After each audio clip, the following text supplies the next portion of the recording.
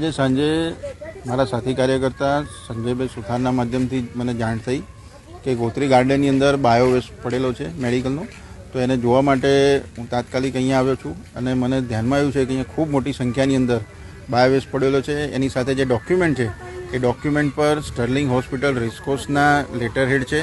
ખૂબ મોટી સંખ્યામાં એ ડોક્યુમેન્ટ બધા પડ્યા છે, ઘણા બધા બિલ્સ છે, ઘણા બધા અલગ અલગ લોકોના રિપોર્ટ્સ ને બધું છે. એટલે જો આ હોસ્પિટલની બેદરકારી હોય એની તપાસ પણ થવી જોઈએ.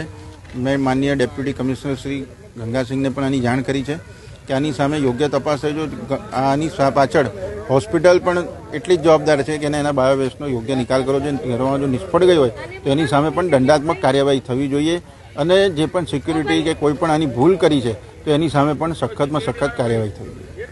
અગાઉ આવો કોઈ બનાવ સામે આવ્યો છે?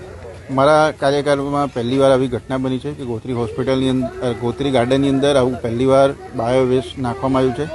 એટલે આની પણ યોગ્ય તપાસ થવી જોઈએ, કારણ કે લોકોના સ્વાસ્થ્ય સાથે ચીડા ના થવા જોઈએ એવું મારું સખત માનવું છે. સામાન્ય રીતના સિક્યુરિટી જ્યારે નાના બાળકો કંઈક રમવા માટેના સાધનો લઈને આવતા હોય ત્યારે ચેકિંગ કરતા હોય છે, તેને પૂછતા હોય છે નહીં રમાય, બધું સિક્યુરિટી કહેતી હોય છે, પણ આટલું મોટું ગંભીર બેદરકારી સિક્યુરિટી તરફથી પણ જોવા મળી રહી છે. આપનું શું માનવું છે? આપને મેં અગાઉ કહ્યું એ રીતે કે એની પણ તપાસ થશે. જો સિક્યુરિટી ગાર્ડની પણ આમાં ભૂલ હશે તો એ એજન્સી એ ગાર્ડ સામે પણ યોગ્ય કાર્યવાહી કરવામાં આવશે. જી, અહીંયા વોક કરતા લોકોનો ફોન આવ્યો હતો કે મેડિકલ વેસ્ટ કોઈ હોસ્પિટલનું અહીંયા નાખેલું છે, એટલે તાત્કાલિક હું આ સ્થળ પર આવી છું. આ પ્રકારનું જે એમને કૃત્ય કર્યું છે, સ્ટર્લિંગ હોસ્પિટલ હોય કે એમનો કોઈ પણ કોન્ટ્રાક્ટર હોય, એની સામે સખત પગલાં ભરવા જોઈએ.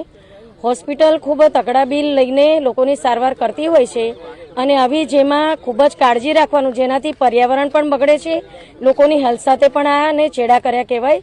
એટલે જે કોઈ પણ હોસ્પિટલ હશે એની સામે સખત પગલાં લેવા જોઈએ. મ્યુનિસિપલ કમિશનરે મારું એવું માનવું છે. દિશામાં પોલીસ કમ્પ્લેન કે એવું કંઈ કરવામાં આવશે? જી, આમાં કોર્પોરેશનના અધિકારીઓ આવી રહ્યા છે, સાથે સ્થાનિક કાઉન્સિલર પણ છે શ્રી ઉમંગભાઈ. એ શું કરે છે જોવાનું રહ્યું અને ચોક્કસપણે હું એવું પણ માનું છું કે એફઆઈઆર પણ કરવી જ જોઈએ.